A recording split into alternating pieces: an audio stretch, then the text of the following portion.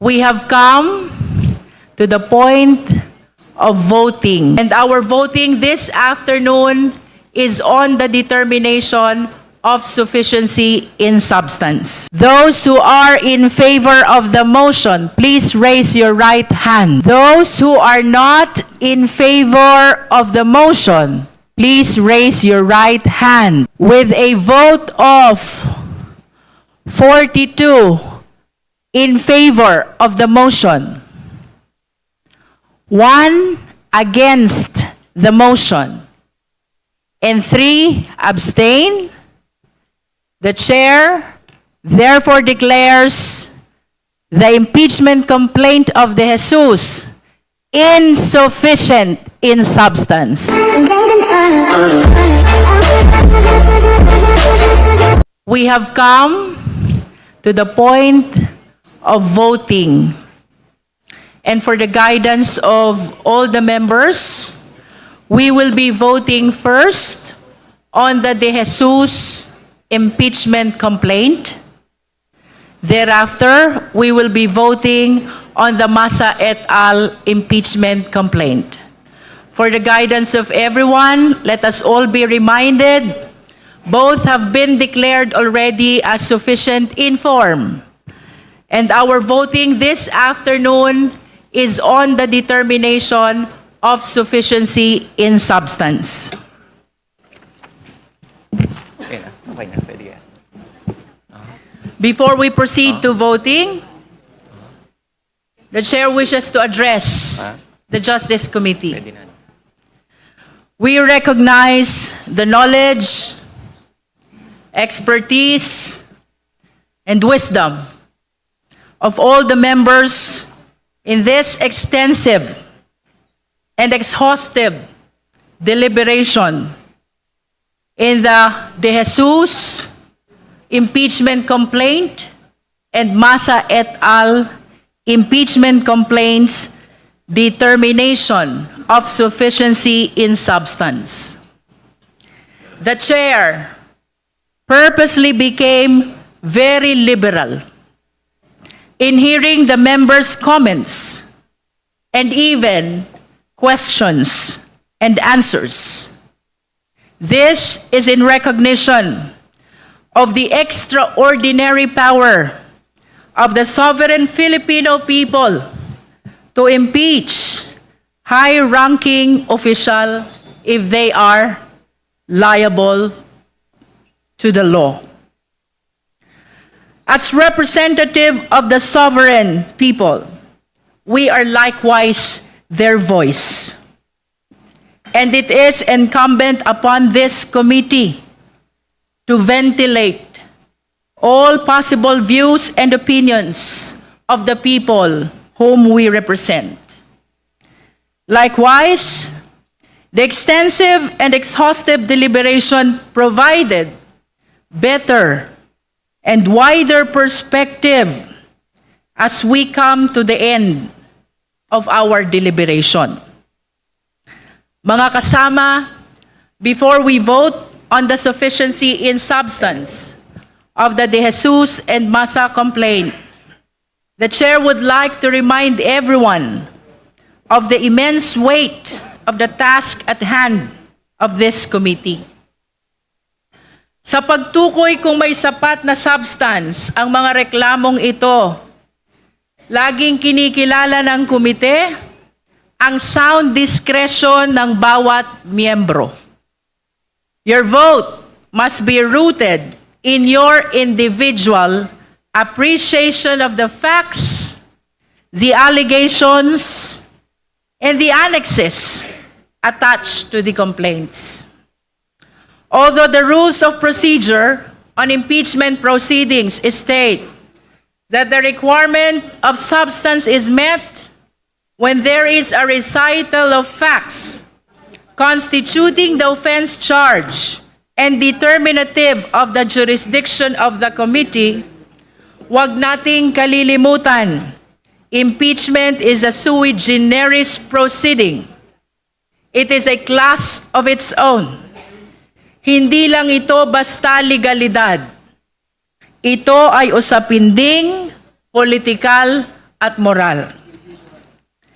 Uulitin ko po, ito ay isa sa pinakamakapangyarihang mandato na ibinigay sa atin ng konstitusyon. The 1987 Constitution has lodged this power in us, the members of Congress, who are duly elected representatives of the Filipino people. It is our duty to determine whether or not the highest officials of the country have committed acts that are so detrimental to the Filipino people that they deserve to be removed from office. Kaya naman, I urge every member of this committee, vote not out of convenience. Vote with your conscience. Isipin natin ang kapakanan at kinabukasan ng bawat Pilipino. Let us prove that in this hall, the interest of the Filipino people always comes first. Maraming salamat po. Madam Chair.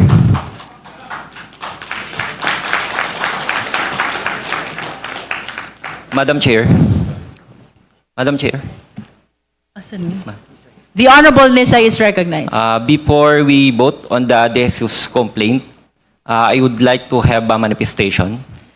We recognize the Honorable Nisay for the purpose of his manifestation. Point of order, Madam Chair. What is the point of order of the Honorable I'd like Abante? to ask, what is the purpose of the manifestation when he already spoke a lot of things? Let us be during reminded that time? the Honorable Nisay is the endorser of the De Jesus complaint, I do so realize that, Madam Chair. the committee would like to accord. I just would like to ask, what is the purpose of this manifestation? Would What you is like to the purpose? answer the question of the Honorable Abante? To explain the arguments.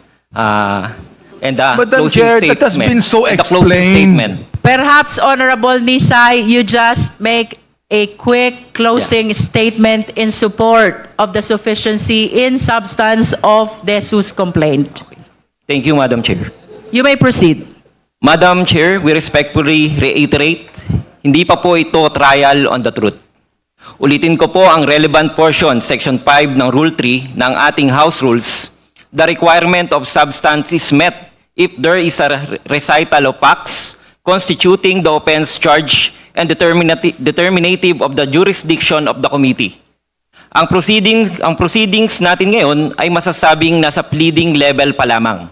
At ito ay dapat tumatalakay muna kung ang complaint ay may recital of ultimate facts at ang ultimate facts na ito ay maaaring mga acts, omissions at inactions na may kasamang konteksto na kung i-assume natin na totoo sa ngayon ay magko-constitute talaga ng impeachable offenses.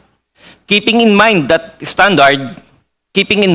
standard, I am respectfully submitting ng mga narinig kong manifestations ng dahilan ng substance insufficiency kahapon para rito sa De Jesus complaint ay mainly nagre-revolve na sa appreciation of evidence at ultimate truthfulness ng mga aligasyon.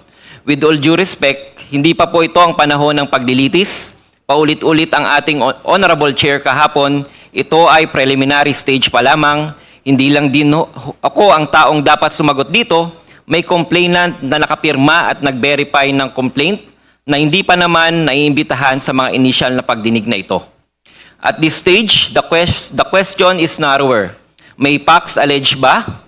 May context ba? At may clear nexus ba to an impeachable ground? Sa unang argument o offense, Madam Chair and honorable members of the committee, sufficiency in substance that not require na may existing criminal charge already filed against the respondent, nor that the pleading uses the perfect criminal law label of kidnapping. Gaya ng mga tanong na ibinabato sa akin kahapon, ang recital of facts sa complaint na ito ay ang inaksyon ng presidente at hindi ng kung anong executive orders mula sa presidente. Maliwanag, Madam Chair, for this offense, the complainant narrates inaction kaya clearly may recital of ultimate facts. Hindi lang ito conclusions. Dagdag pa, these pleaded facts are attributable to the impeachable officer. Dahil nabanggit ko, may mga command responsibility ang ating Pangulo overthrew PNP. At assuming that these pleaded facts are true, then the allegation may constitute the culpable violation of the Constitution. Sa ikalawang argumento, napansin ko ho na ang mga tanong na ibinabato sa akin muli ay nagdedelve sa katotohanan o merito ng mga alugasyon. Inuulit ko po, ang tinutukoy na recital of facts ay ang inaksyon ng Pangulo na nagbibigay ng malinaw at maayos na kasagutan sa aligasyon ng paggamit If I umano. may interrupt the Honorable Nisay, kindly shorten your closing statement. You've been given an ample opportunity during the deliberation of the sufficiency in substance of the De Jesus complaint. Kindly shorten your closing statement. With all due respect, ito ay depensa na ng respondent at hindi ng mga members of the committee. Hindi pa po ito ang tamang panahon upang atakihin o pabulaanan ng recital of facts sapagkat inuulit ko, tayo ay nasa preliminary stage pa lamang ng proseso. Dagdag pa rito ang simpleng drug testing, particular na rin ang hair follicle drug test na matagal nang pinananawagan ng sambayanan ay nananatiling hindi maisagawa ng Pangulo. Kung tunay na nating inaasahan ng pinakamataas na pinuno ng bansa ay magsisilbing ehemplo lalo na bilang lingkod bayan, ang ganitong panawagan sana ay madaling tugunan upang alisin ang alinlangan at mapanatili ang tiwala ng publiko. Maliwanag, Madam Chair, for this argument, the complaint narrates another inaction which almost amounts to admission na mayroong naging illegal drug use ang Pangulo. Clearly, mayroong recital of ultimate facts, hindi lang ulit ito conclusions, at assuming that this is true, then the allegation may constitute betrayal of public trust na isa sa mga impeachable grounds. Sa ikatlong argumento naman, with all due respect, the absence of mandatory legal duty does not automatically erase an allegation from the realm betrayal of public trust. The Constitution recognizes that some acts are short of being criminal but may still be serious breach of public trust when attended by bad faith, gross faithlessness, or gross misuse of discretion. Nakasaad po dito sa aking paunang speech kahapon na hindi namin dinidispute ang katotohanan na wala nga naman talagang legal duty ang presidente na magbito. Ang moral aspect din ng ating tinitingnan dito. Kung ating susuriin ang national budgets, mapapansin na lumobo na ang mga program appropriations at record high kumpara sa mga nagdaang mga administrasyon. Sa makatuwid for this third offense, the complaint narrates on an omission of the part of an impeachable officer. Honorable Nisay, I am aware that you have 5 offenses. You are on the third. Kindly shorten your closing statement. Closing. Madam Chair, kung nakakalimutan natin na ang power to impeach ay parte ng ating checks and balances, kung sa umpisa pa lamang ay tila ipinagtatanggol na ang Pangulo, ano pang silbi ng checks and balances na ito? Huwag sana nating gawing mas komplikado ang sufficiency in substance. It was meant to be simple and workable because impeachment is the Constitution mechanism to ensure accountability of impeachable officers.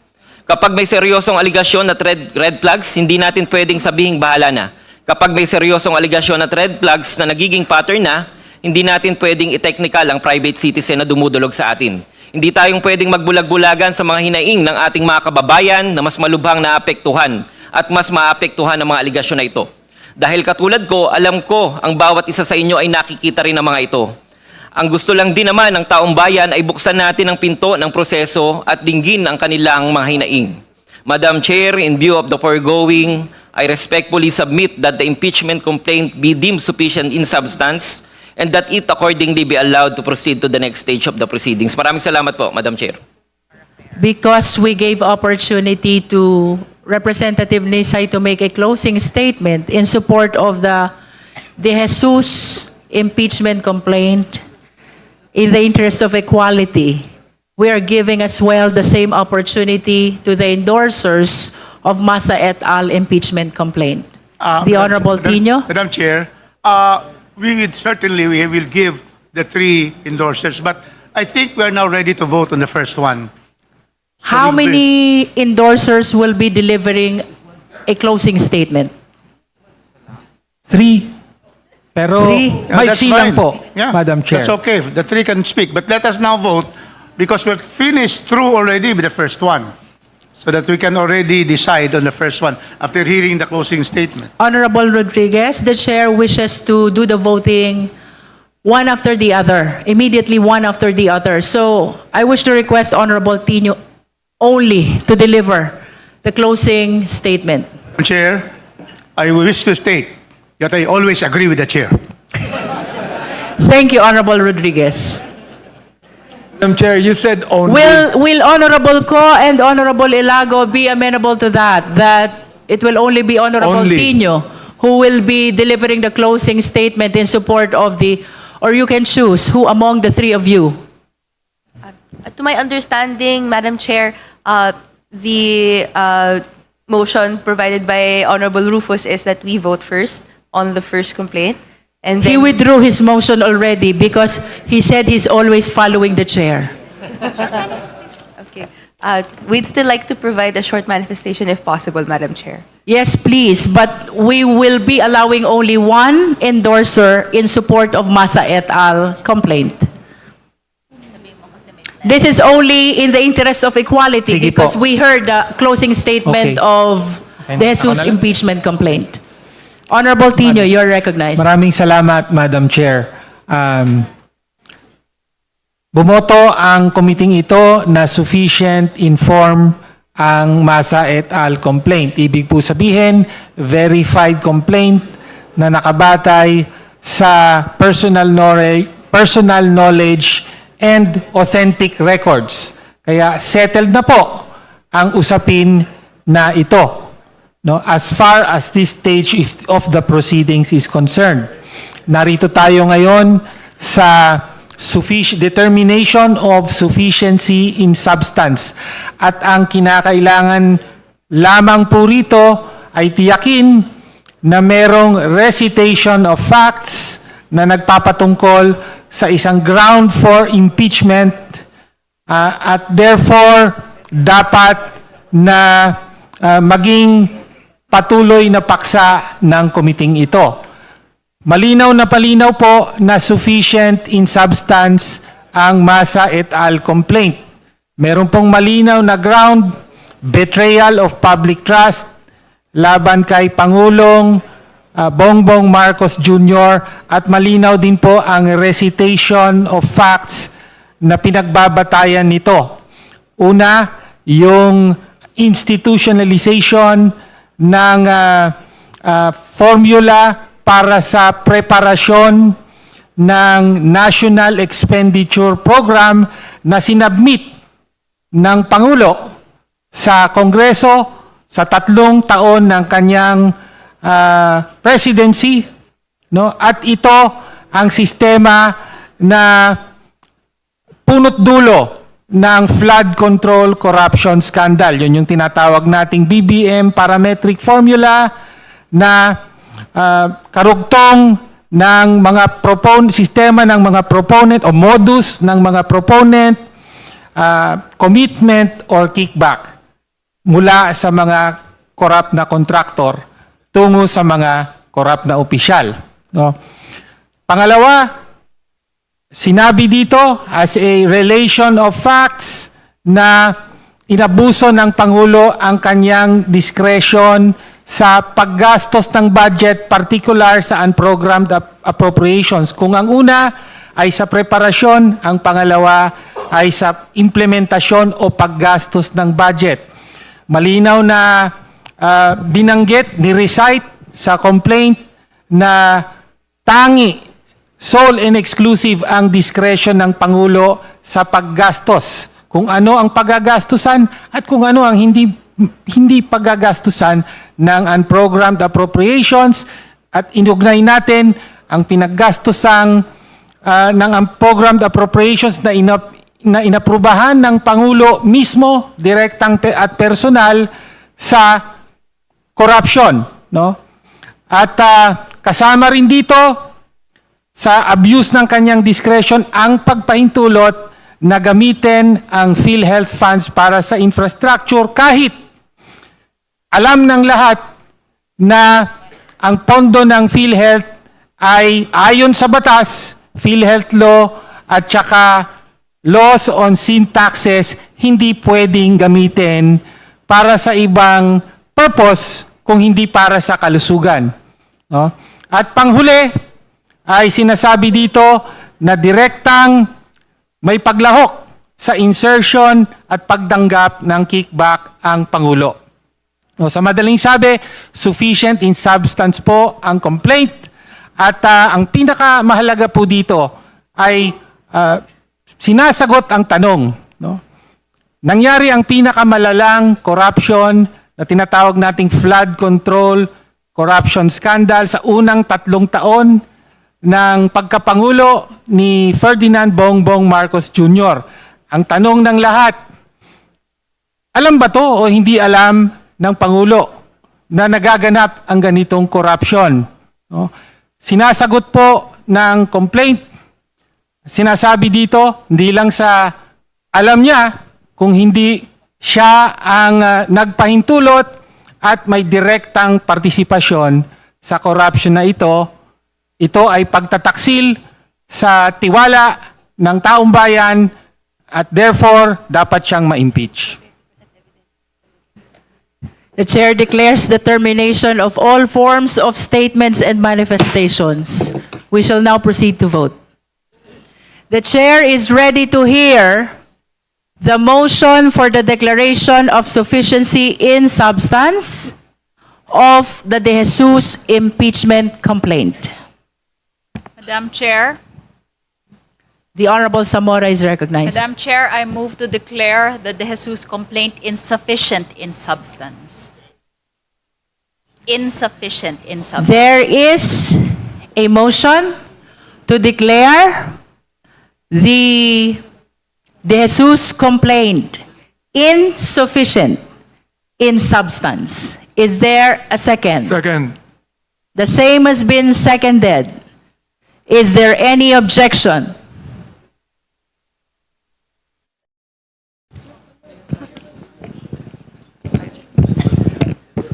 May I ask, Honorable Nisay, if you are a member?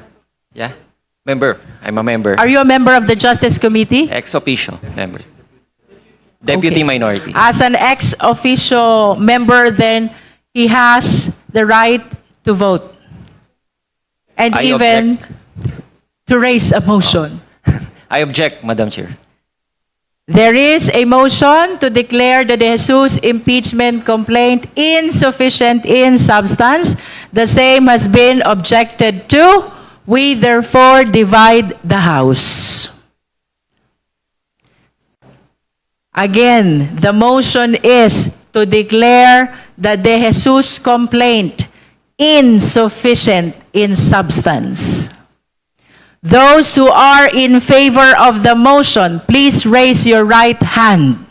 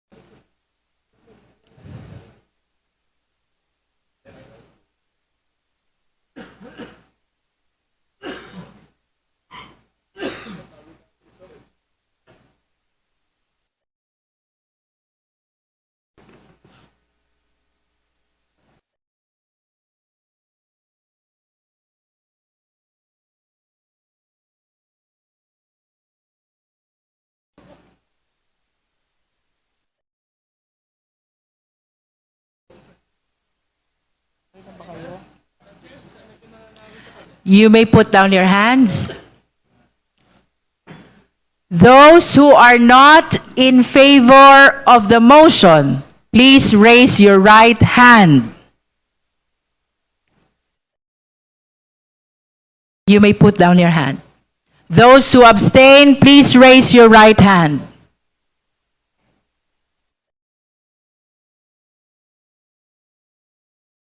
You may put down your hands.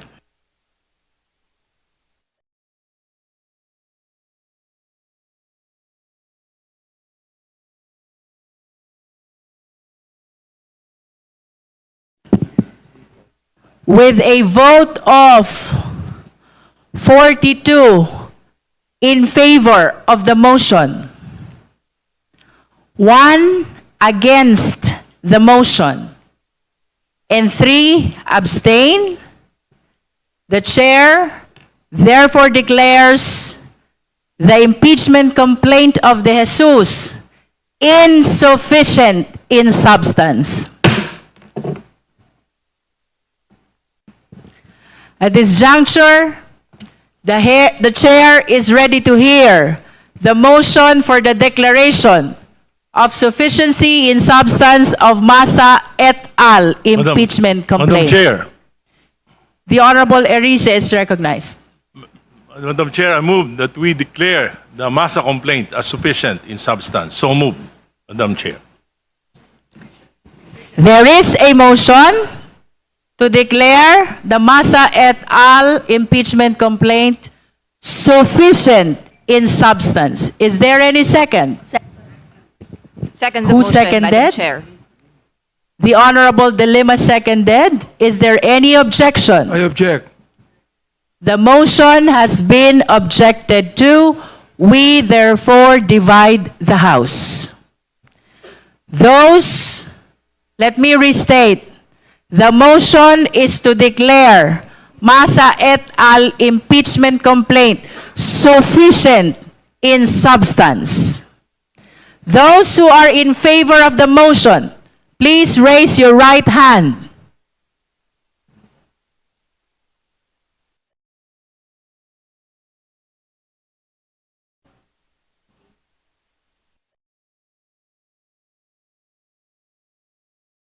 You may put down your hands. Those who are not in favor of the motion, please raise your right hand.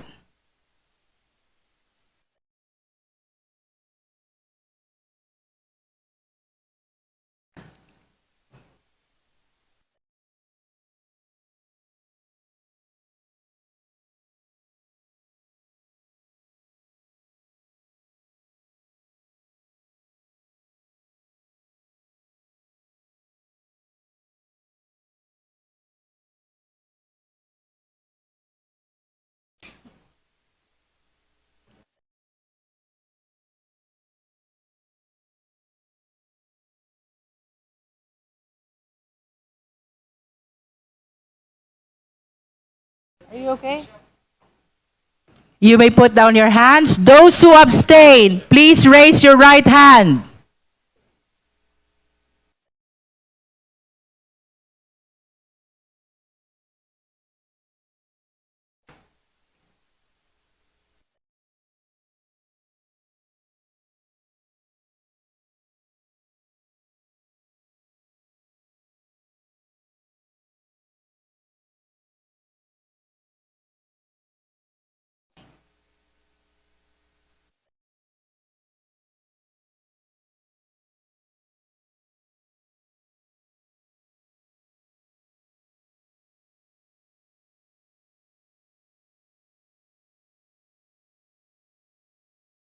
Nasaan ang boto? Wala pa.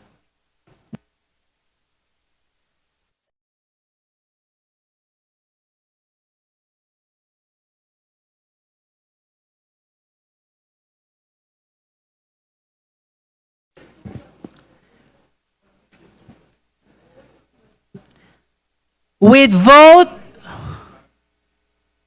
in favor of the motion, 7, and those against the motion, 39, with 0 abstention.